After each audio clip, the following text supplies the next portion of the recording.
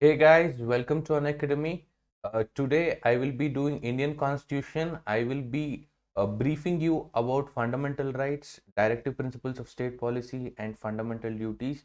So let us look at these topics in detail.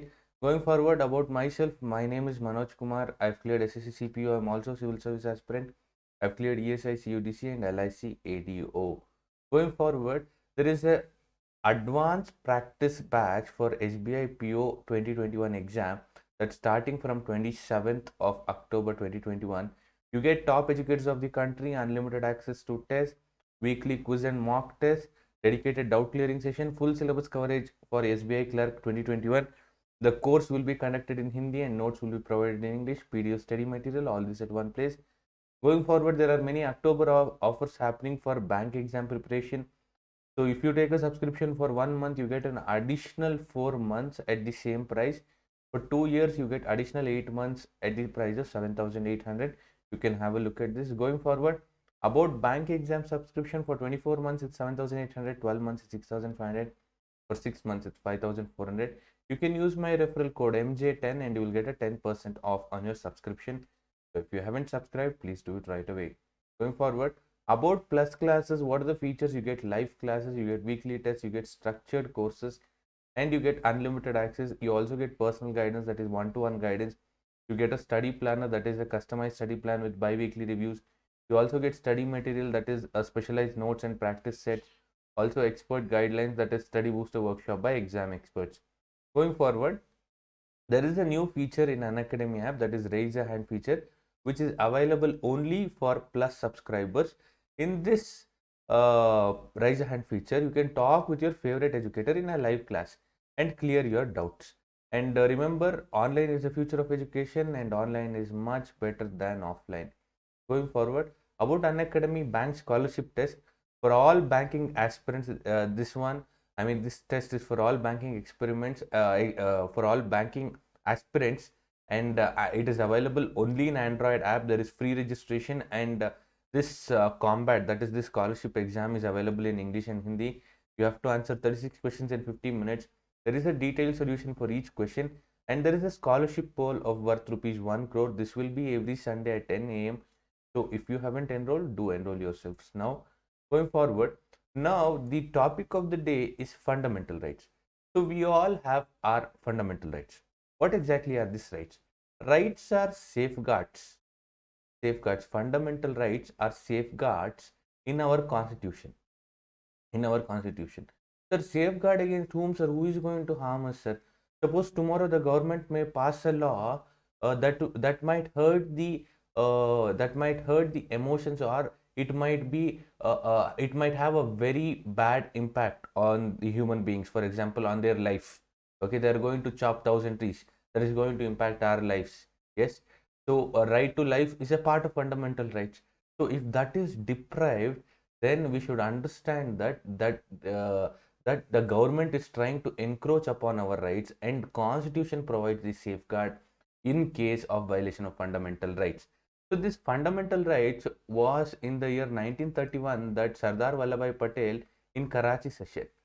Sardar Vallabhbhai Patel in Karachi session of Congress, he moved this fundamental rights resolution in 1931. So when it comes to fundamental rights, the first thing we have to understand is they're justiciable. That is, the aggrieved person, whoever is aggrieved, he can move to the court, directly to the Supreme Court or to the High Court. Okay, that is, they are justiciable. So in case there is violation of your fundamental rights, the courts can enforce the fundamental rights. So remember this. And this fundamental rights is defended and guaranteed by Supreme Court. Remember, Supreme Court is the guardian guardian of Indian Constitution is also. So if Supreme Court is the guardian of Indian Constitution, therefore we can also say that Supreme Court is the guardian of our fundamental rights. So the aggrieved person can directly go to Supreme Court, and they can be suspended. But remember, all the fundamental rights can be suspended during national emergency except Article 20 and 21. What is this Article 20 and 21? We will deal with this later on. But remember, during national emergency. I will take a separate class on emergency wherein I'll tell you the three types of emergency, what happens, what are the difference, all that when I do national emergency. But remember now, all your fundamental rights except Article 20 and 21 will be suspended. And the fundamental rights under Article 19, there are six very important and critical fundamental rights, I would call. There are six rights that are guaranteed under Article 19, and they can be suspended only when emergency is declared. On what grounds? On the grounds of war or external aggression. Okay, so going forward, originally the constitution provided for seven fundamental rights, but one fundamental rights was made a legal right, so I'll talk about that later as well. But for now, right to equality is from Article 14 to 18. I'll deal with this later. So remember, there is right to equality, right to freedom, right against exploitation, right to freedom of religion, cultural and educational rights, and there is one more, right to property. This has been repealed, repealed after the 44th Constitution Amendment Act in 1978. And the seventh fundamental right is right to constitutional remedy. This is called the heart and soul of the Constitution by Ambedkar. Ambedkar called this heart and soul. Okay, the reason he called it heart and soul, we'll see it later. Why Article 32 is very important. And Article that is the sixth fundamental right, that is right to property. It was deleted from the list of fundamental rights and it was made a legal right under Article 300A. Okay, this was after the 44th Constitutional Amendment Act of 1978. So at present, we can say that there are only six fundamental rights. And which are the six fundamental rights? Right to equality, right to freedom, right against exploitation, right to freedom of religion, cultural and educational rights, and right to constitutional remedy. So these are the six fundamental rights. Okay, we'll deal with all of them in detail. So the first right that we have is right to equality. Under this, Article 14 says that equality before law and equal protection of law. So all are equal before the law, nobody is above the law. Yeah, and all of us are equal below the law, and no law is greater than other. So there is equality before law and equal protection of laws.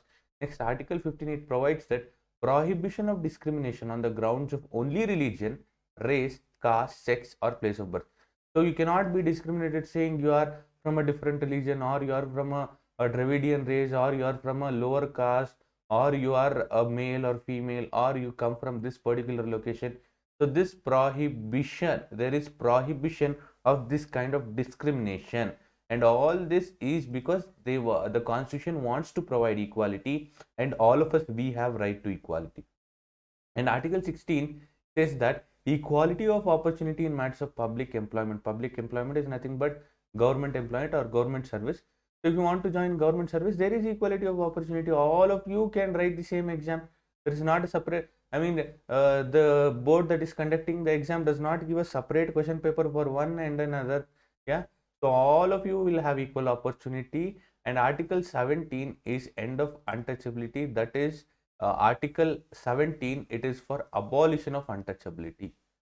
Abolition of untouchability. So untouchability in any form is prohibited. Untouchability in any form is prohibited. Next up is Article 18, that is abolition of titles, military and academic distinctions are however exempted. See, there is abolition of titles. However, military titles, that is Veer Chakra, Paramveer Chakra, or academic distinction, Bharata Ratna, Padma Shri, all these are exempted. So nobody can have a title. All the titles are abolished according to Article 18. Next, right to freedom. So under this we have Article 19. It guarantees the citizens of India six fundamental freedoms. So which are the six fundamental freedoms? So if you have a look at this, the first one is freedom of speech and expression. Next, you have freedom of assembly. Up next, you have freedom of association, freedom of movement. So you have freedom of speech and expression. That is, the press can print whatever it wants. That is, just because they have speech and expression, they cannot talk rubbish. They also have their own responsibilities. They also have their own limits. Remember, our fundamental rights are not absolute. They are not absolute. Okay. So you have right to freedom of speech and expression. You can form assembly. You can form assembly peacefully without having arms.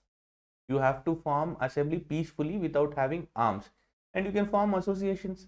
Yeah, a group of people, you can come together and form association or corporations.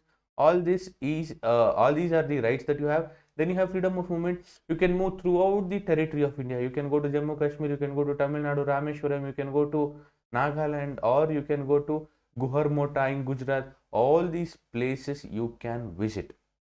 Okay. Apart from this, there are two more. That is right. This thing, freedom of profession. Okay, it's in the next slide. Okay, let me go there. Freedom of profession. You have freedom of profession. Yes, that is okay. Freedom of profession, occupation, trade, and business. Also, you have freedom to reside and settle in any part of India. Okay, so how do you remember this, sir? How do you remember these 6 fundamental rights? All you need to remember is Sam lives in Poland.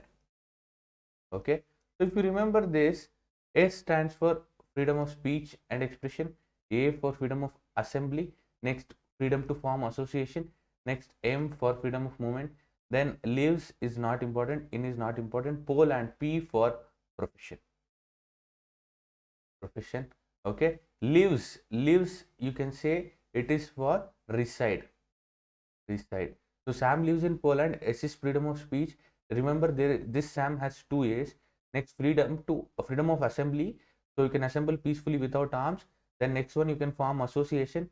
After that, you can move throughout the territory of India and you can reside in any part of India. And also you have a freedom to practice your own profession. That is, you can practice a profession of your choice, or occupation or trade or business. You can involve yourself in anything of your choice. Next up, you have Article 20, that is protection in respect of conviction of offences. So you are convicted of offence. You are convicted of offence. Even if you are convicted of offence, you have a few rights. You have a few rights. Okay. So Article 20. After that, you have Article 21, in which there is protection of life and personal liberty. So this is the most important article in our fundamental rights, wherein there is protection of life and personal liberty. And after this, there is Article 21A, that is right to education. Right to education, which was inserted after the 86th Constitutional Amendment Act in the year 2002. Okay, so there is protection of life and personal liberty. Next up, we have Article 22, wherein there is protection against arrest and detention in certain cases.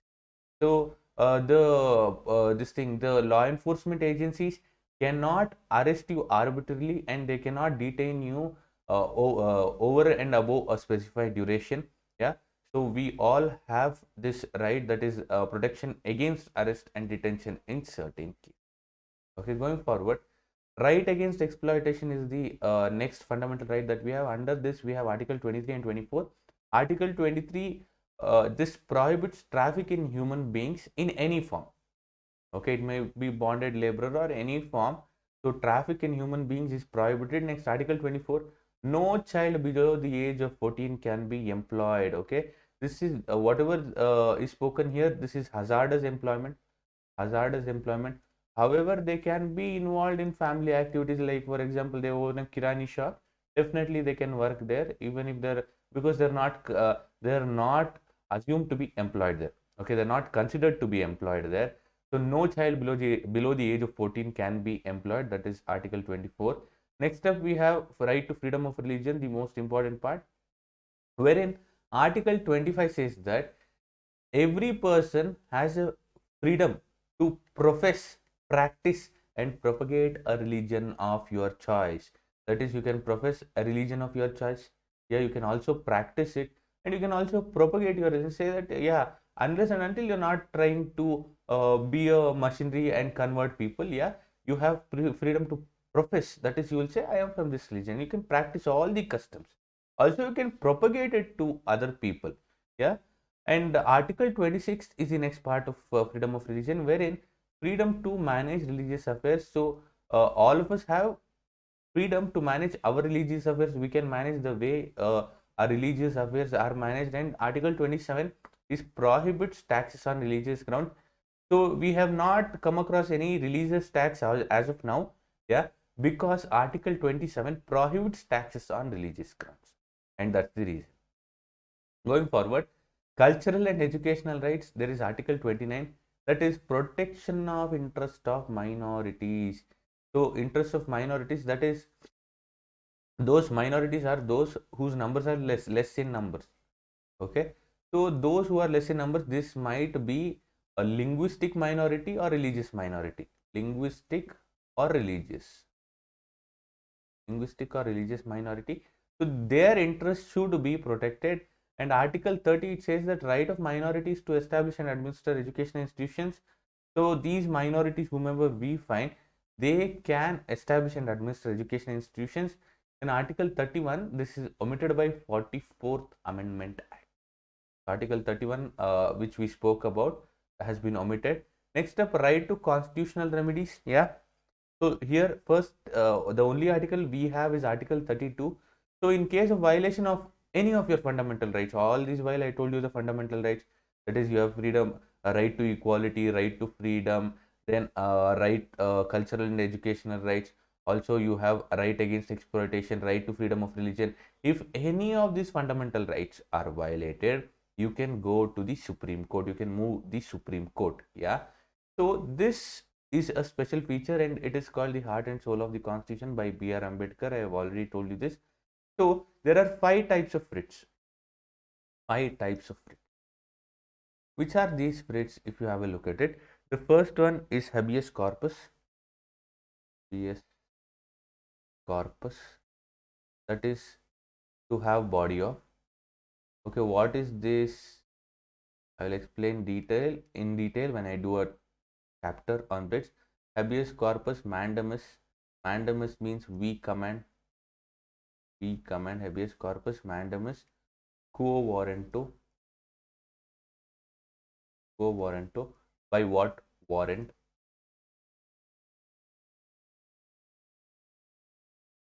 Then certiorari. Tertiary. That means to be certified. Then prohibition. So these are the five writs. Five writs present in Article 32. I'll explain in detail about all this when I do a class on writs. Okay. So that is about fundamental rights. Next up, moving to part 4 of our Indian Constitution. Part 4 is directive principles of state policy from Article 36 to 51. Okay. And this directive principle of state policy, why is it, what is it, what is the directive? See, the Constitution is giving a directive based on principle that the state policy should adhere to. Suppose they are making a new policy, the government of the day is making a new policy. Okay, that policy should be in concurrence with these directive principles. Okay, so the phrase directive principles of state policy denotes the ideals that the state should keep in mind while formulating policies and enacting laws. So any new policy or any new law, the state, that is the government plus legislature, government plus legislature, here it is not Telangana, Andhra, that states, it is government plus legislature should have in mind, okay, while formulating policies. That is what is the directive. And this state includes legislative, executive organs of the central and state governments. It also includes all the local authorities and all the public authorities in the country. Local authorities means we have municipalities, corporations, Zilla Panchayat, Taluk Panchayat, Gram Panchayat, all these are what we call it state. Okay, all of them should have this in mind, should keep this in mind while formulating policies. And the directive principles are non-justiciable in nature. That is, in case the state violates the directive principles, you cannot move the court. Therefore, the government cannot be compelled to implement them. Okay. For example, you take Article 44. What is Article 44? Article 44 is Uniform Civil Code. Article 44 is Uniform Civil Code. Okay, where irrespective of the religion, all of us will have a single code. That is, currently we have Hindu marriage code for Hindus, Shariat for Muslims, and for Christians it is different. So all of this will come together under Uniform Civil Code under Article 44. Okay, but this is not implemented in most of the states. Article 44 it is implemented only in Goa. Yeah, so if you consider this, therefore the government, it cannot be compelled, it cannot be forced to do that. Yeah, and the aim, what is the aim of this directive principle? The aim of directive principle is providing social and economic justice to the people. The state should provide social and economic justice of the people. Going forward, next up, we have fundamental duties. See, fundamental duties were initially not a part of our constitution. That is part 4A was inserted later on. Even before that, there was a thing that I missed to mention. Our directive principles can be classified under three heads. One is Gandhian principle. Gandhian principle. One more is socialist principle. Socialist principle. And the next one is liberal intellectual. Liberal intellectual principle. So these are the three different heads under which the directive principles of state policy can be classified. For example, Gandhi, he gave more priority to village administration, decentralization of power, and more power to villages. Yes. So Article 40 is related to that. Then socialist principle, Article 43, wherein all the resources of the state must be distributed among all the people. The resource of the state must be distributed equally among all the people. Then liberal intellectual principles are what we can say the uniform civil code. All these are liberal and they are intellectual. Okay, so there are around 15 directive principles of state policy. I will deal with each one of them later on. Yeah, for now this is just an introductory class to know what is fundamental rights, what the directive principles, and a bit of them. I mean a background. Okay, you just understand the concept of this.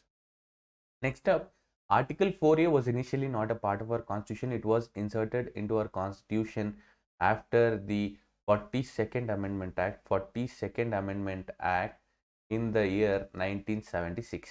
Okay.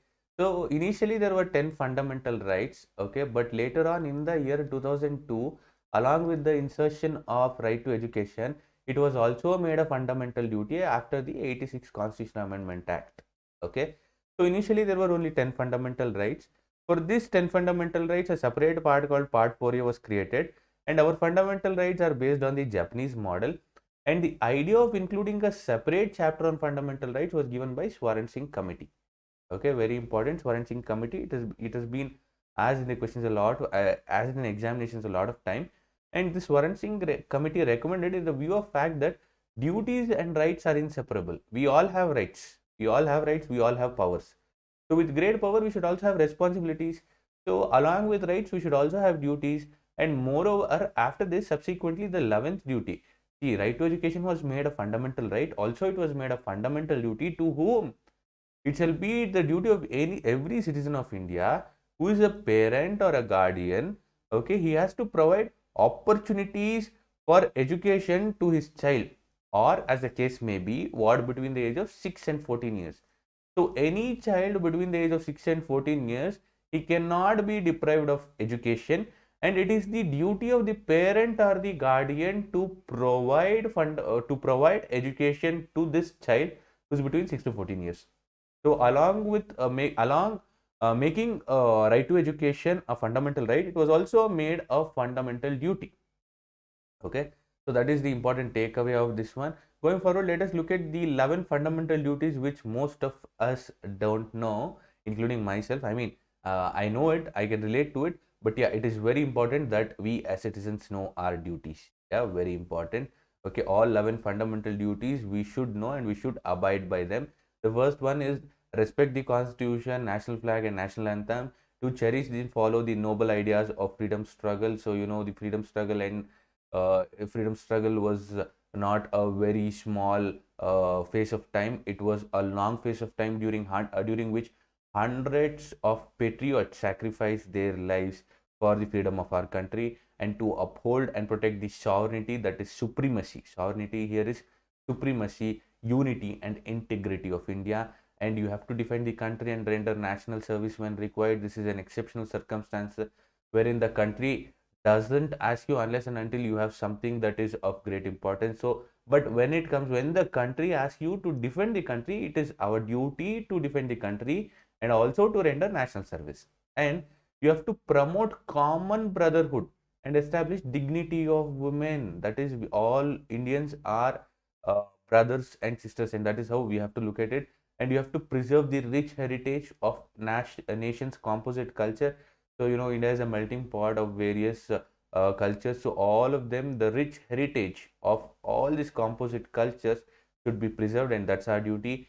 And we have to protect and improve natural environment. It is our duty to improve the natural environment. And also, you have to develop scientific temper, humanism, and spirit of inquiry.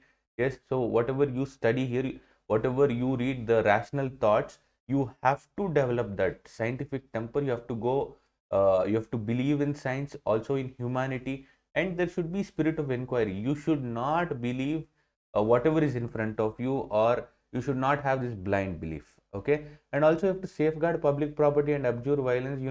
During any riot, for example, there is Kaveri issue, and you see people resorting to violence, burning buses. Buses are public property. Yes. So are we safeguarding them? Yes, it is our duty to safeguard them, but at times we violate this.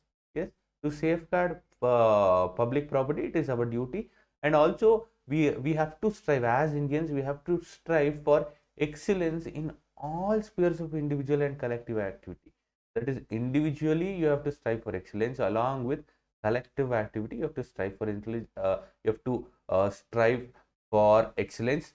And the 11th fundamental duty, which I told you, was added after the 86th Constitutional Amendment Act 2002.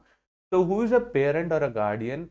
Okay, he has to provide opportunities for the education of to his child, as the case may be, or the ward. Okay, whether it is his own child or he is the guardian.